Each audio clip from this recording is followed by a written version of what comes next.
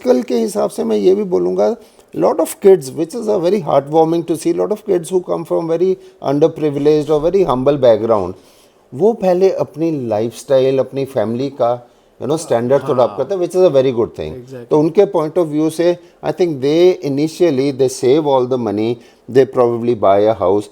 This a girl, आजकल क्या बच्चे अनरियलिस्टिक वीडियोस देख के वो लाइफ दिमाग में रख के और एक इजी लाइफ सोच के जहाज पे जाते हैं, and then depression sets in, and then all kind of other things, I mean first it will be disappointment, and then you get sad, and you are unhappy, and then panic attacks and depression, whatever, in that order.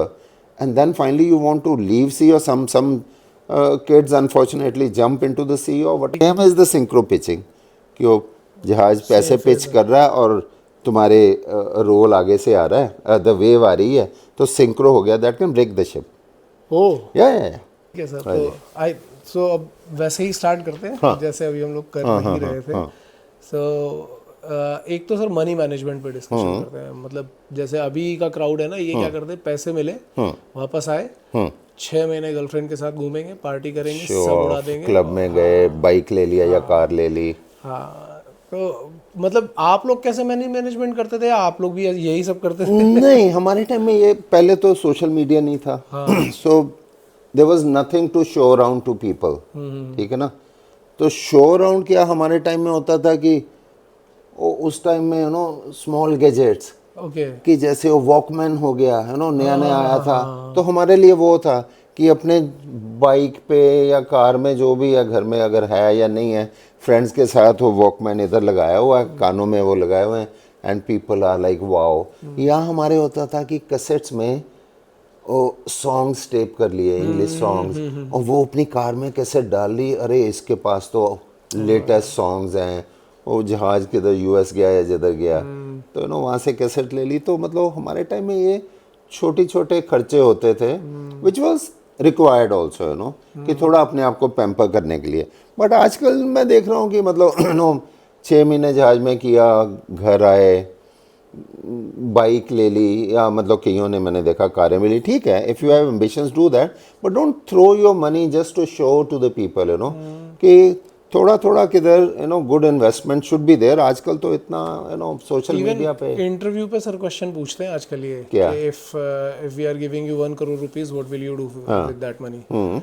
सो इसलिए मैं आपको पूछ रहा था, नहीं, tell me some good answers which you may know, कि क्या बोला बच्चों ने। नहीं, बच्चे तो एक्चुअल में कंफ्यूज होते हैं। ओके मैंने तो खैर मैंने इनिशियली मैं भी बहुत ऐसे ही पैसे उड़ाता था। देन मैंने एक बुक पढ़ी थी मिलेनियर माइंडसेट, तो देन मैंने सोचा, उसके ऊपर काफ़ी सोचा, तो वो एक बहुत बहुत अच्छा सजेशन देते हैं कि पहले बात तो अपने पैम्पर करने के लिए मनी सेपरेट कर दो, रखो, और दूसरी चीज़ ये है कि एक इमरजेंसी फंड सेट कर दो, क्योंकि कभी भी हो सकता है वो, और तीसरा ये कि एक लर्निंग के लिए भी एक साइड कर दो। तो वो डिपेंड करता है कि आप 10% रख रहे हो, 15% रख रहे हो, and then go for the good investments. और अब कुछ लोग बोल रहे हैं कि नहीं मुझे बाइक खरीदनी है, तो ठीक है, अगर आप जितने की बाइक खरीद रहे हो उतना आप ये भी देखो। हो सकता है कुछ लोग बोलते हैं कंट्रीब्यूशन, तो कई लोग बोल देते हैं कि मैं 80% कंट्रीब्यूट कर दूंगा सोसाइटी को। सो एक्चुअली क्या है कि इंटरव्यूअर के पॉइंट ऑफ व्यू से तो क्या है कि तुम्हें पैसे की ज़रूरत रहनी चाहिए हमेशा। ये जो 80% उसको कर दो, मतलब I give my point of view, कि मतलब you are not going for beauty patient, कि जहाँ पे तूने लोगों को इम्प्रेस करना कि मैं जब मिस यूनिवर्स बन गई तो मैं ये करूँगी, चैरिटी करूँगी, here it's a different thing. You have to build your own life, make your own life, eventually get married and live a very comfortable और लग्जरियस काइंड ऑफ लाइफ। तो उसमें वही है कि ये जो लर्निंग वाला point I had never kind of come across, this is a good point also, कि obviously you have to kind of upgrade your knowledge, and for that what ever courses companies तो करवा ही रही हैं, maybe other thing you do some parallel merchant navy related some MBA और whatever जो भी extra courses कर रहे हैं। बट आजकल के हिसाब से मैं ये भी बोलूँगा, lot of kids, which is a very heartwarming to see, lot of kids who come from very underprivileged or very humble background, वो पहले अपनी लाइफस्टाइल, अपनी फैमिली का यू नो स्टैंडर्ड थोड़ा अप करते हैं, which is a very good thing. Exactly. तो उनके पॉइंट ऑफ व्यू से I think they initially they save all the money, they probably bye a house. There's a girl, AB, she's an AB. So she, you know, interacted with me recently, and she said that her father is not there anymore, or her mother is a single mom, whatever, and the mom was struggling wherever she was living in rent. They were troubling her also, so there was no money. She's an AB, and she did 2 or 3 contracts. Now she's bought a house for her mother. You know, so that is the kind of, you know, money management. So सबके अपने हिसाब से अपनी priorities हैं दिमाग में कि कई है some guys or girls who are from a very affluent good background, तो उन्होंने अपना चलो कार ले ली या कुछ कर लिया, but then investment has to be there. You have to think about future. हमारे टाइम में क्या था कि शुरू में yes कि I spend lot of money. I was not into gadgets. ये थोड़ी बहुत छोटी मोटी चीज़ें ले ली, बट लॉट ऑफ टाइम वो कि कैमरा ले रहे हैं या VCR ले रहे हैं, और वो हैंडी कैम होता था वीडियो वाला उस टाइम आता था, वो ले लिया, और $200 का होता था, which was lot of money that time. मेरी छोटी छोटी नीड्स थी। My major shopping use to be clothes and perfumes and you know something which I used to wear. So I was very kind of fond of these things.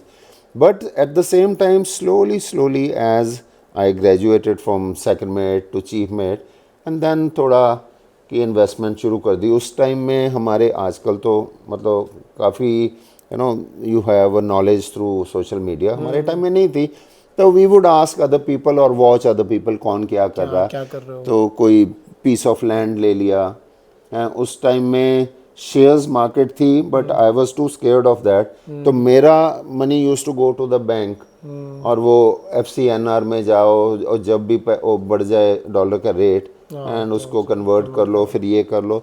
So I was doing some kind of investment, छोटा मोटा piece of land, although I had our own farms, but मैं फिर भी कोई छोटा मोटा इधर कुछ लेके वो करता था। सो एडवाइस यही है बच्चों के लिए कि मतलब don't go crazy with the money initially, होता है may be first couple of years they will go crazy and want to indulge into all kind of things, impress people, but eventually you have to think of your bigger goal. Actually क्या है कि sir अभी बच्चे ना एकदम वो जो रटे हुए आंसर होते हैं हाँ, कि क्या करोगे, कुछ कहते हैं हाँ हम इन्वेस्टमेंट करेंगे, किस में दुकान, करोगे? हाँ, जो बिल्कुल किताबी, हाँ इन्वेस्टमेंट किस में करोगे, तो सर शेयर मार्केट में। So then I am asking them कि आता है शेयर मार्केट में काम करना आता है?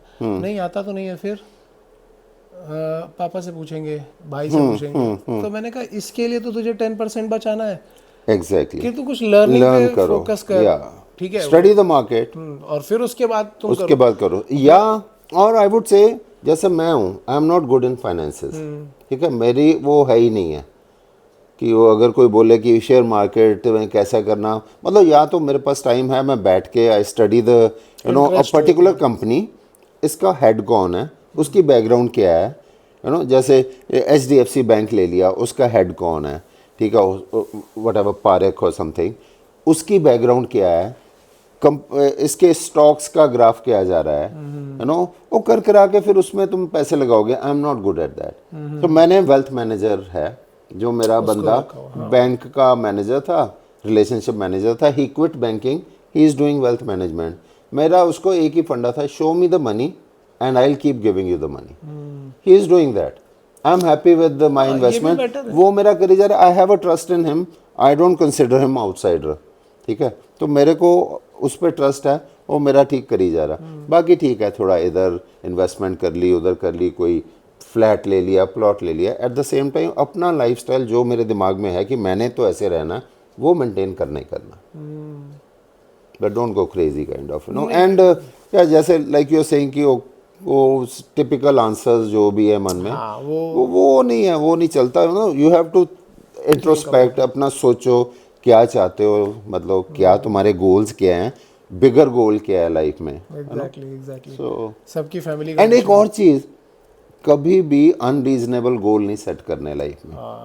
Lot of people don't know कि जैसे कई बार बच्चे कहते भी हैं मेरे को फिर समझ नहीं आती कि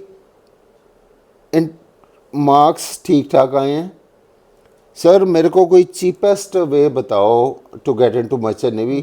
मेरे पास पैसे नहीं है, I am from a poor family, I am from a you know this family that family. मैं कहूँ बच्चे मैं नहीं कुछ कर सकता, इधर यू टेक लोन और यू डू समथिंग एल्स।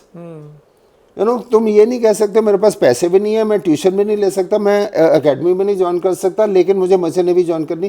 फिर तो या तो बहुत हार्ड वर्क करो, नहीं हार्ड वर्क अपनी कैपेबल, तो मतलब वही सेट जो गोल सेट करने हैं ना अपने लिए, और रियलिस्टिक गोल सेट करने हैं, दैट्स वेरी इंपॉर्टेंट। नहीं एक ये तो खैर एक अलग ही टॉपिक है जिसके ऊपर अपन कभी पूरा ही डिस्कशन कर सकते हैं कि सर हमारे पास पैसे नहीं है, मतलब इस पे मैंने इतना काम करने की कोशिश की, बट स्टिल अभी भी जैसे मैं हमारा पहले जो बैच चलता था दैट वाज अराउंड 90,000, जो एकदम फिक्स प्रीमियम था, राइट। फिर मैंने उसको कट किया 60,000। फिर उसके बाद बच्चे बोले नहीं सर अभी हमारे पास पैसे नहीं है, तो मैंने एक ऑनलाइन क्लास सेटअप किया कि आप घर पे रह करके कर सकते हो, और जो ऑफलाइन में चल रहा है सब ऑनलाइन में मिलेगा, दैट इज 20,000। सर ये भी बहुत ज़्यादा, हमारे पास पैसे नहीं है। तो मैंने बोला अच्छा ठीक है, सब कुछ रिकॉर्डेड, एवरीथिंग, सारे लेक्चर्स, ओनली 5,000। सर अभी भी हमारे पास पैसे नहीं है। Then go somewhere else. तो आप कभी भी नहीं बिल्कुल नहीं, वो नहीं है। तो वही तो है कि वही जो गोल सेट, मतलब ये तो वो होगी मैं अपने गोल सेट कर लूँ कि मुझे बहुत अमीर बनना है, मुझे अंबानी बनना, that's not realistic. You know कि यहाँ तो मतलब मैं मतलब अंबानी से चलो 10 टाइम्स नीचे हूँ तो I can aim for that, but अगर मैं अंबानी से 20,000 टाउन नीचे हूँ तो मैं उधर नहीं पहुँच सकता। बट अभी दूसरी आर्गूमेंट है कि जैसे कहते हैं कि you aim for the sky, you will reach stars and you will reach somewhere maybe to the moon, but then अपनी कैपेबिलिटी को पहले अपने सामने रखना कि मैं कैपेबल, मून छोड़ो क्लाउड्स तक भी, क्यूमुलोनिम्बस लेवल तक जा सकता हूँ कि नहीं। वो वही कंडीशन है सर, जैसे एक मग है, अगर उसका कैपेबिलिटी 1 लीटर का है, कैपेसिटी 1 लीटर भरी जाओ उसको, तो उसमें आप 50 लीटर नहीं डाल सकते। आपको पहले बनाना पड़ेगा उसको, या and that leads to this mental health. Ship पे तो और ज़्यादा मेंटल हेल्थ पे तो आजकल you know what is happening on the ships, and sometimes I don't know, जैसे I told you my case from a small town, 18 and a half, 19-year-old, I go to the ship and I was a happy kid, you know, कि like a kid in a candy store, कि मतलब मेरे zero expectation से मैं जहाज पे गया था। Like you were asking कि what were your expectations? I had zero expectation. I don't know anything about merchant navy. Probably that went in my favor. और मेरे टाइम के जितने भी बच्चे थे उनकी फेवर में शायद यही जा रहा था कि we didn't have excess knowledge, we had no idea what sea life is. And when we went over there, whatever came our way, we took it as our life. कि ये लाइफ है। आजकल क्या बच्चे अनरियलिस्टिक वीडियोस देख के वो life दिमाग में रख के और एक इजी लाइफ सोच के जहाज पे जाते हैं, and then depression sets in, and then all kind of other things, I mean, first it will be disappointment, and then you get sad, and you are unhappy, and then panic attacks and depression, whatever, in that order, and then finally you want to leave sea, or some kids unfortunately jump into the sea or whatever. That's not realistic. अभी एक student आया sir मेरे पास, है अभी पढ़ रहा है अभी। सो मैंने उसको पूछा कि why do you want to join merchant navy, तो कहता है सर रियल वाला आंसर बताऊं या वो वाला जो बोल किताब वाला। मैंने कहा दोनों ही बता। तो अब दूसरा तो जो उनको किताब वाला है वो तो आप छोड़ ही दो, उसका रियल वाला भी सुनिए आप क्या है कि सर मुझे ना व्लॉगिंग करना बहुत अच्छा लगता है। Oh my God. तो मैंने कहा तो ठीक है व्लॉगर बन जा। सर मैंने वो देखा था UK07 करके एक राइडर है, मुझे बाइक लेनी है और फिर व्लॉगिंग करनी है। तो मैंने कहा हाँ ठीक है कर, तो मर्चेंट नेवी क्यों जाना है? सर वहां जाकर के मैं पैसा लाऊंगा, फिर मैं बाइक खरीदूंगा और फिर मैं व्लॉगिंग करूंगा। और मैंने कहा फिर? कहता फिर बस यही कंटिन्यू करूंगा। तो अब आप उसकी एक्सपेक्टेशन आप समझो कि उसको ऑफ कोर्स शिप पे भी जाकर के व्लॉगिंग करनी है, तो वो ये देख रहा है कि जितने व्लॉगर्स हैं ना शिप पे जो एक छोटी सी रील डाल देते हैं उनको देख करके उसको लग रहा है कि यही लाइफ है, एंड वो ये नहीं समझ रहा है कि वहाँ पे उसको काम कितना करना है और लाइफ कितनी बोरिंग भी हो सकती है वहाँ पे। अब ये बंदा जाकर के वहाँ पे मेंटली डिप्रेस होगा थोड़े टाइम के, डेफिनेटली होगा। ऐसे लोगों को कैसे समझाओगे आप, अगर आपको चांस दूं मैं? मेरे को in fact same kind of children they keep sending me collab request तो मैं कोई मतलब मेरा कोई यार्ड स्टिक नहीं है कि ऐसी को एक्सेप्ट करूँ ऐसी, तो मैं देखता हूँ जो मेरे को कोई इंटरेस्टिंग लगती है तो भेज देता हूँ। Most of them are cadets in the academy, ठीक है। और एक लड़के ने रिसेंटली मेरे को यही बोला कि sir you are my inspiration, I have been watching your video blah blah, please accept my collab, I want to be the best vlogger and I want to increase, give me some tips on how to increase the followership. And I'm like, oh my god, that is not why you are in the academy. You are in the academy to learn to make a life this thing for yourself. Exactly. So मेरी advice ऐसे बंदों के लिए तो कुछ भी नहीं होएगी कि you do something else. I mean, if you want to come as a cadet on the ship and do only vlogging and leave everything and go back, so probably you are confused. You're also kind of occupying someone else's space in the shipping industry. एक और लड़का है, 3 साल पहले जब मैं आया ही था इंस्टाग्राम पे, तो मेरे को किसी ने बोला कि सर आपके थ्रू, तब मैं इंटरव्यूज़ लेता था, सो आपके थ्रू ना एक ये 2 बंदों की इंटरव्यू लेनी है, एक सेकंडमेट है और एक कैडेट है, दोनों 100,000 फॉलोअरशिप है, तो प्लीज़ उनको रिक्वेस्ट भेजो। मैंने कहा मैं नहीं रिक्वेस्ट भेजने वाला, मतलब why should I send a request, मेरे को ये नहीं चाहिए, फॉलोअरशिप नहीं चाहिए। If they want any some knowledge और interaction with me, I can do that. वो करा के देन फाइनली ही सेड कि नहीं चलो वो नहीं हुआ, ऐसा नहीं हुआ, ये कैडेट को मैं आपके साथ करता हूँ। सो दैट कैडेट उस टाइम में मतलब अभी पता नहीं कितना होगा वो, सो वो उससे मैंने इंटरव्यू ली। I didn't know what to ask him, I didn't know what to ask him, but और जब हमारी चल रही थी तो मेरे ख्याल वो व्यूअरशिप वेंट टू सम 500 600 और something like that, which was enormous. And मैं उसको बोला कि इवेंचुअली फाइनली क्या कहता, मेरा ये है वो है घर में, इवेंचुअली मैं बाइक खरीदूंगा एंड यही करूँगा। So right now I don't see him on the ships और एनीवेयर। वो बस इसी में ही इन्होंने मतलब वो रखे इन्फ्लुएंसर, जो कोई कंपनीज रखी हुई हैं, so they pay them and then they get ये and probably they get money in ads and this and that. So मेरे को I mean like you asking कि इनको एडवाइस क्या होगी, I don't know. I would kind of make them sit and see what is their priority in life, what goal they have set for themselves, and how to kind of go there, somewhere midway or whatever their capability is, and not to waste time on these things, and the same amount of energy and time, if they spend in learning the ship's job, and that would be better. I think in your case, आप ऐसा था कि आपका expectation नहीं था, तो जो आ रहा जीरो, था that was blessing in मेरा ख्याल disguise. वो ब्लेसिंग इन डिस्गाइज था, for the same reason I had zero knowledge about merchant navy. मतलब आई एम श्योर मेरे साथ जो 2-3 कैडेट बॉम्बे के थे, इनफैक्ट सारे ही शायद, हाँ एक गोवा का था, 3-4 बॉम्बे के थे, probably they had more knowledge about sea, and probably because I didn't, unfortunately or fortunately for me, unfortunately for them, I became my chief mate's most favorite cadet. वो उनको गालियाँ देता था and vice versa, they would come and say ये साला ऐसा वैसा ये वो, तो whatever, so we would have a good time, but end of the day I was his favorite. He would call me for this and that, and eventually for ballasting, deballasting, or the responsible kind of jobs, I would be called, and for me it was like for some reason I loved night watches for some reason, and all of them they hated it. I used to be very happy working whole night, and he would give me कि अच्छा, it was a bulk carrier कि deballasting ballasting in charge तू ही है।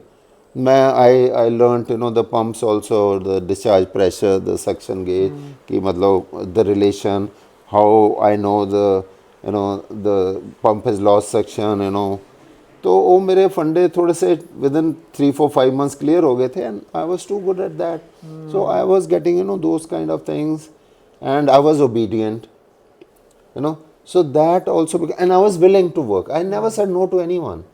So probably that was a trait which kept me going. And it was kind of, you get incentive, the captain will call you to the cabin and give you a chocolate, you feel good as a kid.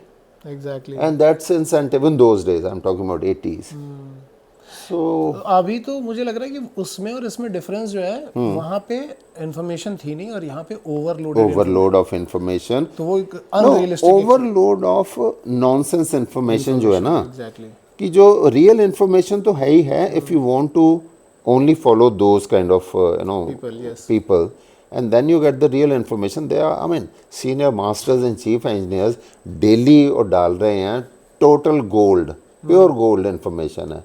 मतलब if you follow them as an engineer or as a deck officer, you learn so much. Captain Sams हैं, chief अपना Sean है, chief engineer है ना, सो अपने दूसरे हैं, so many other people. So if you follow them, and then there is the other nonsense knowledge, कि हर बंदा जहाज पे, मेरे को कई OS और AB भी भेज दें जहाज की नॉलेज, कईयों की नॉलेज ठीक है, ठीक है, वर्क नॉलेज, बट कई मतलब ब्रिज पे चढ़ के अभी AB तुम्हें नॉलेज दे रहा और मेरे को बोल रहा कोलैब करो, तो मैं नहीं करता, क्योंकि I mean, I should be putting that video, about bridge पे क्या हो रहा है, कि तुम ब्रिज का ना डालो मेरे थ्रू. सो वो नॉलेज लेनी, अभी जो बंदा बाहर बैठा है, who knows nothing about C, वो ऐसे बंदे की अगर नॉलेज है, उसने साथ में उधर तुम्हें कुछ और भी फैंसी चीज़ें दिखा देनी है, तो you think that is real life. That's not real life. और वो वही अनरियलिस्टिक एक्सपेक्टेशंस सेट करके जाता है और वहाँ पे जाके, and it effects your mental health के लिए. Other things, how to get out of it, stay with positive people, I always say, और जहाज में 2-3 नेगेटिव बंदे हैं, sometimes it can happen, they are kind of not like-minded, but you like their personality or like the way they entertain you. But if they are negative people, they are affecting you negatively.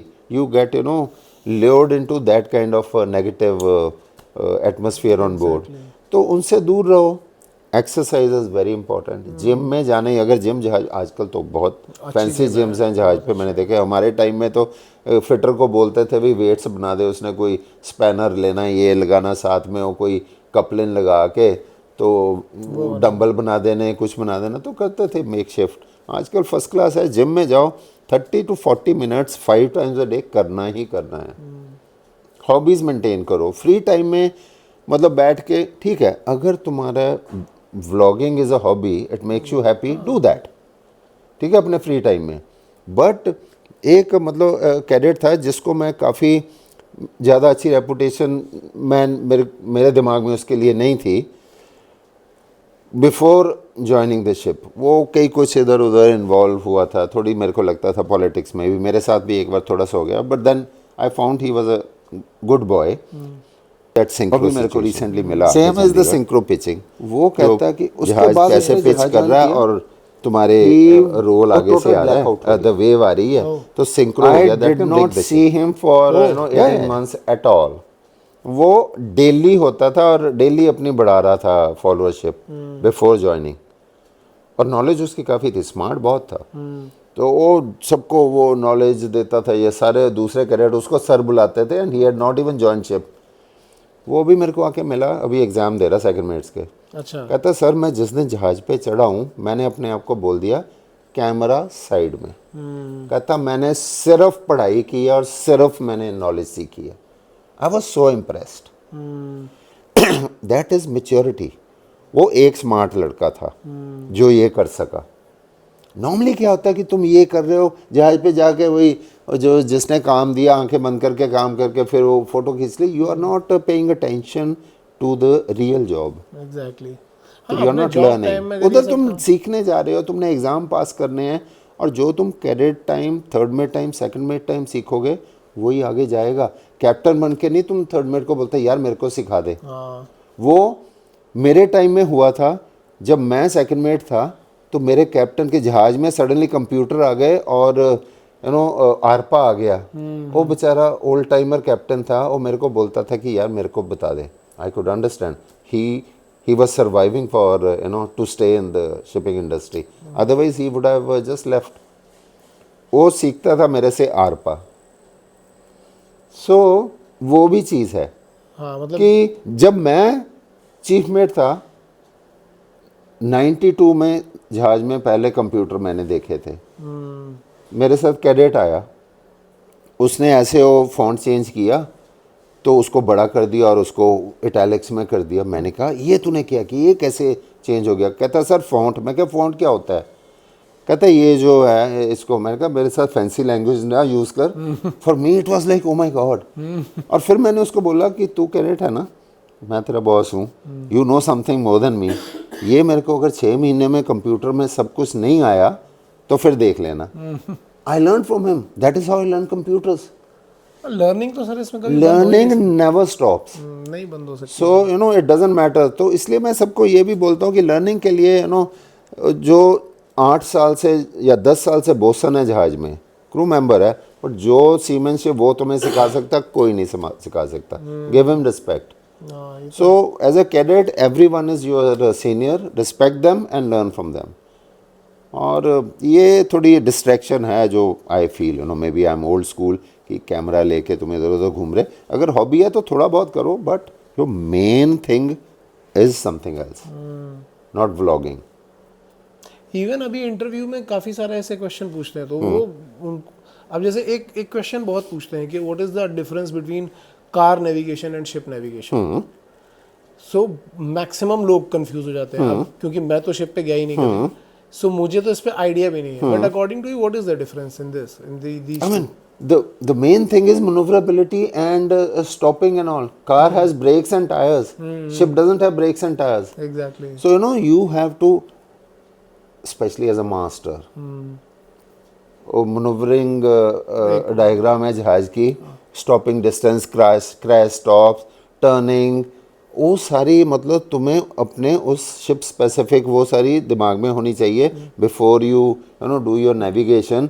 और तुम्हारे दिमाग में ये होना चाहिए कि जब मैंने अभी इंजन स्टॉप कर दिया तो स्टॉपिंग डिस्टेंस उसका 800 मीटर शायद है या 1.5 माइल है, तो उतना उतना तो जाना उतना तुम्हें देखना पड़ेगा। मतलब कार में तो ब्रेक मारी, कार डेड स्टॉप हो गई उधर कि 50 सेंटीमीटर पे रुक गई।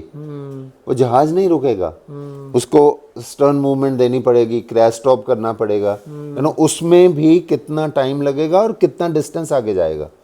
सो वो सारा मनोवरेबिलिटी डायग्राम में दिया हुआ है। You have to you know see that. Time is the bigger factor. And the bigger the ship the worse the more sluggish the ship is. Like मैं केप साइजर्स पे था, 2 लाख टन के, 1.5 lakh ton के, ठीक है। तो वो जब जा रहा है तो जैसे उसको अभी स्टारबोर्ड को घुमाना है, तो you know you give a bigger wheel, ठीक है, हार्डर स्टारबोर्ड दे दिया।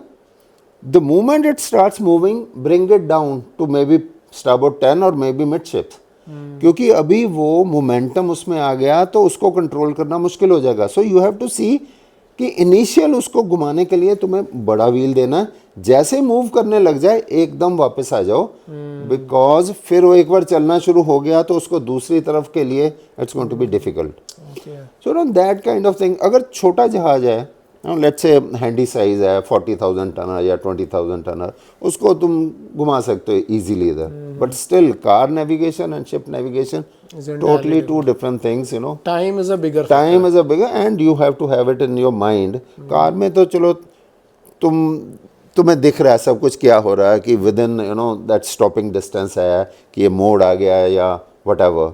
बट शिप में एक तो you have to follow rule of the road, you cannot take a wrong action, exactly. ठीक है। तो you have to go by that and then manoeuvrability characteristics जहाज के क्या हैं, तो उस हिसाब से तुम्हें वो एक्शन लेना है। सर ये जो टर्म्स होते हैं जो जिन पे बहुत क्वेश्चन पूछते हैं कि what is rolling, what is pitching, what is berthing, so ये थोड़ा सा आप या lot of people ask me कि बर्थिंग और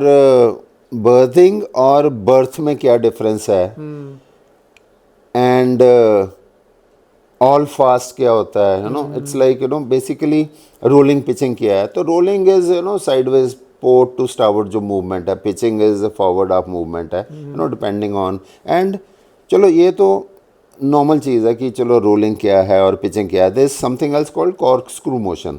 ओके वो और भी सिकनिंग है कि यूल फील। तो वो है कि मतलब रोल भी कर रहा है, पिच भी कर रहा है, तो जहाज ऐसे जा रहा है, तो यूल हैव जैसे नॉर्मली स्वेल आ रहा है कि okay swell is from the beam, side से आ रहा है तो जहाज रोल कर रहा है, स्वेल इज फ्रॉम फ्रंट तो पिच कर रहा है। तो एक चीज़ टर्म होती है कंफ्यूज स्वेल, ओके कि वो जब मतलब रफ सी है काफ़ी है, तो मतलब विंड किधर से है, सी किधर से है, तो तो वो swell could be from 2-3 different directions. तो फिर जहाज वो कॉर्क स्क्रू मोशन में ऐसे चलता है। ओके तो that is the mixture of या mixture of everything, so that makes you, normally क्या है कि rolling makes you uncomfortable, which is okay. Pitching makes you sick. That is my experience. Maybe other people have. Sick means you'll feel, seasickness or whatever with the pitching. nausea. So now there's other thing which is if you see characteristically or for the ship safety, there's something called when the period of roll and the period of wave, they synchronize with each other. ठीक है, कि उधर आया role आया, उधर वो आया जहाज रोल किया, वो वेव चली गई, फिर जहाज ऐसे आया, नेक्स्ट आया उसी टाइम में, लेट्स से 15 सेकंड में ऐसे जा रहा है और जो वेव है वो भी 15 सेकंड की है, सो वो आहिस्ते आहिस्ते आहिस्ते इतना बढ़ता जाएगा जहाज कैप्साइज हो सकता है। That is called synchro rolling. Okay so synchro rolling में either you increase the speed obviously, but you have to change the course slightly on any side to get out of that synchro situation. Same as the synchro pitching, कि वो जहाज पैसे pitch कर रहा है और तुम्हारे रोल आगे से आ रहा है, द वेव आ रही है, तो सिंक्रो हो गया, that can break the ship. Oh yeah that so can break हाँ, that can break the ship because if it doesn't set properly, okay तो then you have to kind of change the course or the speed, increase or decrease the speed. I have recently I saw flexing पे captain Sam's का मैंने कल ही देखा था, एक उन्होंने video बनाया था कि व्हाट इज़ फ्लेक्सिंग। तो फ्लेक्सिंग है कि ये जो जर्क जहाज को लगती है, ठीक है, और उससे जहाज की तो you will see the forward portion is flexing like this. तो उसके लिए भी उन्होंने, तो उनको मैंने कल ही बोला है कि एक वीडियो सिंक्रो रोलिंग और सिंक्रो पिचिंग पे भी बनाओ। बिल्कुल बिल्कुल, ये लर्निंग की चीज़ है। These are the things because so many times it happens because मेरे जहाज पे एक चीफ मेट ही था, तो जब ऐसे हुआ तो वो कह रहा सर वो बढ़ी जा रही, then I asked him do you know synchro rolling, he said no, so I said no, this is synchro rolling. So then I had to put this thing in the master's standing instructions, okay, so that if I am not there, a ship is suddenly rolling 5 degree 7 degree 10 degree 15 बढ़ी जा रही है, do something immediately. मेरे को तो बुलाना ही बुलाना है. So you immediately alter the course slightly so that you get out of that situation. It doesn't stay for a long time, but you have to make sure कि वो उस synchro situation से निकल जाओ.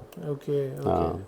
And what is berthing, sir? Berthing मतलब कि जहाज जैसे berth पे आ रहा है, उसको बोल रहे हैं कि मतलब कि okay your berthing is at 1200 hours. So that means जहाज जो आके जेटी पे बर्थ है जो तुम्हें असाइंड है, जहाँ पे तुम्हें बांध दिया जाएगा, and then you start discharging और लोडिंग व्हाटएवर. सो उस जहाज वो जो आ रहा है, okay ship is berthing berthing berthing and the ship has berthed. Okay okay, कि बर्थिंग के लिए आ रहा है और अभी बर्थिंग हो गई है, and you tie the ropes. You have 3 types of ropes, आगे 3 पीछे. एक है headline, breast line, springs. Stern lines, breast lines, springs. तो ये 3 है कि वो जो सारी कि एक उसको जहाज को जो ब्रेस्ट लाइन है जहाज को अलॉन्ग साइड रखती है, स्प्रिंग जो है आगे पीछे आने से रोकती है, जो हेडलाइन और स्टर्न लाइन उसको पकड़ के रखती है. So these are the only 3 types of ropes which are used, and then number of ropes will depend on the weather at that jetty or at that berth. Okay. If weather is bad, then you will have normally 4-2-2, 4 headlines, 2 breast lines, 2 springs, 4 stern lines, 2 breast lines, 2 springs. Okay. 4-2-2. Sometimes if the sea is okay, maybe 3-2-2, or sometimes even more 6-2-2.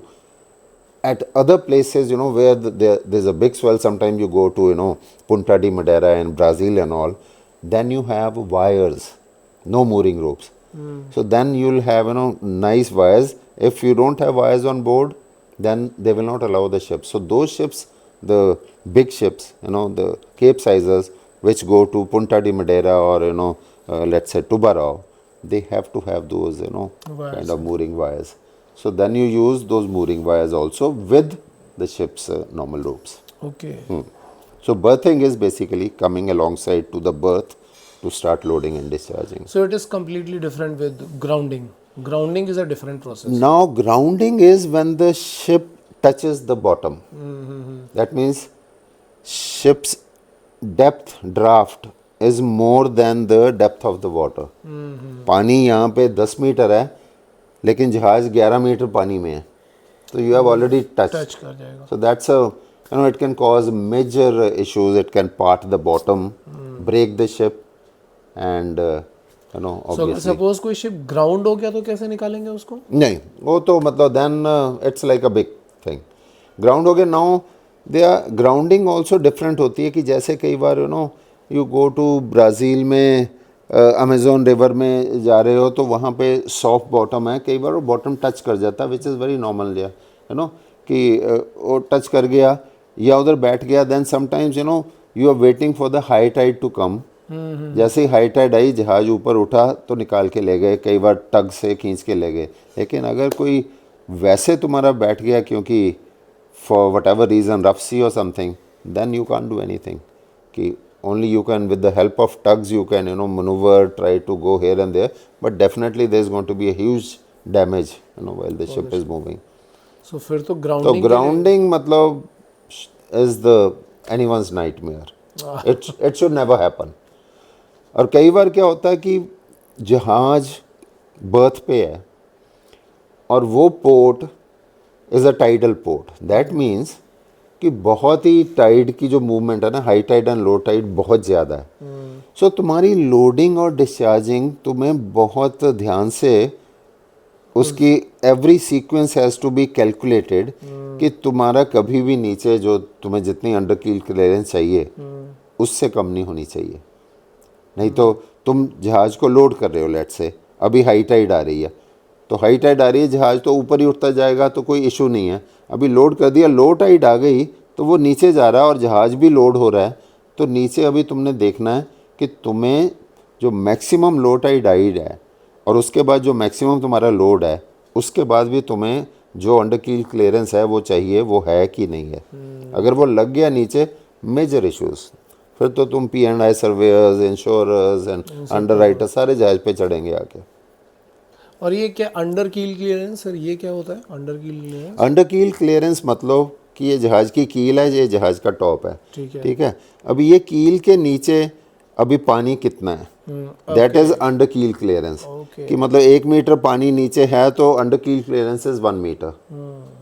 So basically you know वो तो रखनी है. जैसे हर company का normal अपना rule होता है कि हमारा कोई भी जहाज ऐसे पोर्ट पे नहीं जाएगा जहाँ पे अंडर कील क्लियरेंस इससे कम होएगी, whatever so many metres, है ना. क्योंकि एक और भी चीज़ होती है, जब जहाज when the ship is moving it also sits down, that is called squat. Okay. Squatting, you know, जितनी ज़्यादा स्पीड होएगी उतना स्क्वाट इफेक्ट ज़्यादा होएगा. तो कई बार in the reverse when you are going and under keel clearance कम है तो तुम्हें स्पीड भी कम मेंटेन करनी है ताकि उतना ज़्यादा नीचे ना बैठे. तो स्क्वाट कैलकुलेशन भी होती है, देयर इज़ अ फॉर्मूला. वो कंपनीज ने अपने जो कंपनी की स्टैंडिंग इंस्ट्रक्शंस वगैरह उनके मैनुअल्स हैं उसमें स्क्वाट कैलकुलेशन दी होती है कि जहाज़ की 10 नॉट पे स्क्वाट इतना है, 5 नॉट पे इतना है. तो तुमने वो भी कैलकुलेट करना है कि कितना नीचे बैठेगा. 40 सेंटीमीटर नीचे बैठ जाएगा फुल स्पीड पे कि 1 मीटर नीचे बैठ जाएगा. उसके बाद नीचे अंडर कील क्लियरेंस तुम्हारी कितनी है. तो रिवर की डेप्थ 10 मीटर है, जहाज़ की ड्राफ्ट 7 मीटर है, ठीक है, स्क्वाट 1 मीटर है लेट्स से, तो भी 2 मीटर अंडर कील क्लियरेंस है आपके पास. स्पीड उसके अकॉर्डिंग है. स्पीड उसके अकॉर्डिंगली. और सर ये एंकर्स जो होते हैं अलग अलग शिप पे अलग अलग साइज के एंकर होते हैं या सेम? हाँ नहीं अलग अलग साइज़ के. And chain also, the length of the chain भी अलग ही रहेगी, बट वो कैलकुलेटेड रहता है. बहुत वेटेड होते होंगे सर. हाँ या एंकर मतलब नहीं इतना तो नहीं, बट यस चेन का वेट अपना होता है। एंकर का weight would be what may be 20 ton से लेके 40 टन तक ओके, लाइक प्रोबेबली। इतना होगा एंड अलोंग चेन अपना हाँ सेपरेट। चेन का सेपरेट है, चेन का। And then you have a chain locker जहाँ पे चेन वो रहेगी। और नॉर्मली यू नो कि 8 से 10 केबल तक रहती है चेन की टोटल लेंथ, 9 से 10 रहेगी। वो भी वो डॉक यार्ड में ही वो कैलकुलेट करते हैं कि इस जहाज़ की के लिए टोटल चेन की लेंथ इतनी होनी चाहिए, और वो दोनों एंकर्स में चेन में डिवाइडेड हो जाती है। कि कई बार होता है कि ये अनइवन है कि एक साइड 9 शैकल है, एक साइड 10 शैकल है। उसका रीज़न ये होता है कि उन्होंने टोटल कैलकुलेट करी है और टोटल 19 शैकल बनी है, तो 9.5 नहीं हो सकती, तो उन्होंने एक साइड 9 कर दी, एक साइड 10 कर दिया। So you know so it will be different. Okay okay okay okay, ठीक है सर। ये स्टूडेंट्स के लिए आई थिंक ये इतना इन्फॉर्मेशन काफ़ी रहेगा। हाँ मतलब आई मीन इन्फॉर्मेशन तो मतलब बहुत रहती है, but then you know they have to also kind of stay in touch with the studies Yes, yes, and ask questions. I always say you know ask 100 questions, ask 2000 questions. दूसरा बंदा अगर irritate भी हो जाए कोई बात नहीं, knowledge तुम्हें मिल रही है। नहीं, मुझे जब पूछते हैं तब तो मैं या तो आपके पास आ जाता हूँ या समर्थ सर के पास आता हूँ, नहीं तो सुनील को मैसेज करता हूँ ये सब चीज़ों के लिए, because I don't have that much knowledge about the ship. सो मैं तो सबसे पहले ये काम करता हूँ, क्योंकि स्टूडेंट्स को ये पता होना भी ज़रूरी है। हाँ। और आजकल ये सब क्वेश्चन पूछते हैं कि what is the weight of anchor, या ये थोड़ा बहुत तो आना ही चाहिए। हाँ, और ये चीज़ें वैसे भी एंकर के ऊपर लिखा रहता है, you know the weight, you know 5T 5 ton और whatever, you know. So हर वो जाके मतलब एक और चीज़ होती है, मैं कहता हूँ कि जहाज पे जाके ना see the ship, you know it's like तुम अपना घर लिया है, तुम घर के हर एक कोने में जाके घर देखना चाहते हो। ये स्टोर रूम है, ये टेरेस है, ये इधर बैकयार्ड है, हर चीज़ देखोगे ना। तो जहाज पे भी जाके वो तुम्हारा घर है अगले 6, 8, 10 महीने के लिए। एक एक कोने में जाओ जहाँ तक सेफ है जाना, जहाँ तुम अलाउड हो। कई जगह हैं जहाँ पे तुम्हें परमिशन लेनी पड़ती, ठीक है, हर कोने में। और एक एक चीज़ पढ़ो, अगर कुछ कहीं पे 2WT कुछ लिखा हुआ है, ask someone what does that mean, you know. So कोई हर चीज़ का जहाज पे अगर एक ऐसे कोई कुंडा भी लगा हुआ है, उसका कोई रीज़न है। आई बनी हुई है डेक पे, रैंडम जगह पे, पूछो किसी को ये इधर क्यों है आई, और तुम्हें बताया जाएगा कि इसका रीज़न ये है कि कहाँ पे तुमने कुछ बांधना है, तो उसके लिए व्हाटएवर। हर एक चीज़, कोई फालतू चीज़ नहीं जहाज पे ओनर ने लगाई, उसके पास उतना ही पैसा है, उतनी चीज़ें उसने रखनी है। तो हर चीज़ का कोई मतलब है, आस्क क्वेश्चंस। एग्जैक्टली, ठीक है sir. I think this is good enough for students for now. Thank you very much, क्योंकि हम लोगों ने 1 साल के बाद किया, तो मुझे लगा स्टूडेंट बेस्ड क्वेश्चन ज़्यादा पूछने चाहिए आपसे। Right, thanks a lot for giving us time. Thank you.